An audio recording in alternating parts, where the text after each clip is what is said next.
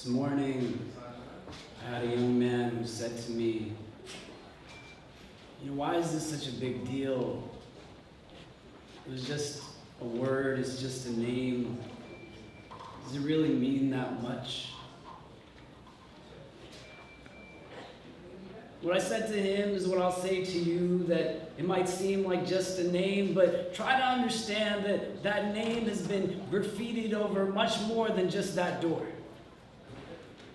We've seen churches that are predominantly attended by our black brothers and sisters burned to the ground with that name written on it. We've seen individuals who are wearing t-shirts and hats who are in such a place where they have nothing that is filtering or checking their own aggressions and hostility, where they are grabbing women on the street or just even telling them that this is what we're going to do to you now. When you want to understand if it's a big deal, try to understand it of the young Muslim woman who was in San Jose State University and someone attacked her just this day. The young woman in Louisiana, the young man who was at the University of Wisconsin who was beaten so much a week ago and then succumbed to the wounds and passed away. Or think about the young 6-year-old girl who turns to me,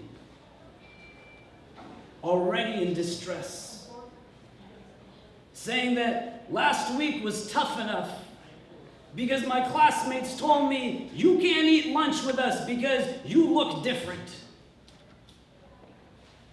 And after Tuesday, they're now saying that it doesn't really matter, you're not going to be in this school that much longer anyway.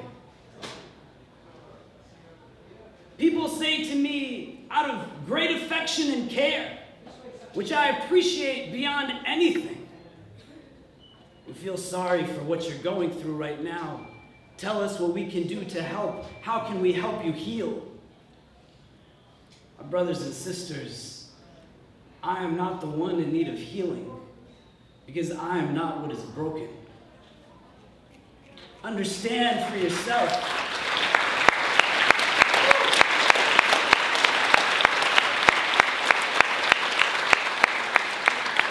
Questions that you are trying to find answers to are really the same answers that we need to really seek out when we are trying to make sense of why every day the news that we read does not seem like new news, but it tells us more and more about the usurpment of land of indigenous people. The answers that we need to ask are the same, where we are trying to understand what it means to be undocumented in this country. The realities that are faced by individuals who are trying to understand frames of themselves, of gender and sexuality. It goes deeper beyond what it is that we are really trying to let ourselves believe in, because the answer that you seek is the answer to the same question of why every day our black brothers and sisters get shot in the streets without consequence. And for us to understand that when you have now understood realities distinct from your own, your time at this university, where you see the support of amazing administrators and staff who are here with you tonight, should evoke with you in a consciousness that your pursuing of a degree here should not be just for yourself, because we might not have broken it, but you and I need to fix it. We need to get into a place where we recognize that the power of this gathering is only as such, where our empathy is not rooted in relating to experiences distinct from our own by saying, I get what you have gone through because I went through something similar. Because there are certain things that some of us go through that the rest of us will never go through. And there are certain things that we have seen that others will not see. I say to you as a Muslim, standing in front of you today, I don't know what tomorrow is going to bring, but I can tell you very likely what will happen. There will be people in positions of power who will slowly and surely start to say that this Muslim group and that Muslim group are groups that you need to be mindful of. Names will start to get put back on watch lists, and you will see that here in the United States, organizations that have nothing to do with the degrees of separation that people want to bring us into will start affiliating us so that they can start to do what it was that was done before. And beyond the institutions, the individuals will start to bear impact. I was an undergrad at this university on September 11th in 2001. I stood in that park with 12,000 of my classmates as we watched the second plane fly into the towers. We had no established Islamic center at that time. Media from all over the world wanted to know what Muslims think. I stood at funerals for people of my faith and other walks of life who died on that day.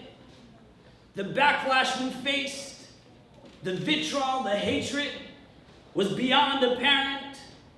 So much of the work that I do until today is informed by the atrocities of that day. I'll tell you that there was a lot of us who were taken away and nobody said anything. There was many of us who literally were tied up in our homes while they were raided and nobody said anything. There was charity organizations, nonprofits, institutions doing amazing, legitimate work. And everything got stopped and frozen because the prevailing narrative was suspect them before anything else. You sit with us today, you're going to have to stand with us tomorrow.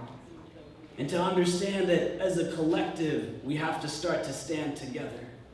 You do not have to be black to stand up for black people's rights. You do not have to be a woman to stand up for women's rights. You do not have to be Muslim. You do not have to be LGBTQ. You do not have to be of a certain political ideology to recognize the shared humanity that is slowly dying every day that we allow for it to do so. But it has to come from within. And to understand that if you feel scared right now, let that fear be something that comes and goes. And let love be something that permeates parts of yourself so that you start to move for all of those who are waiting for us to move for them.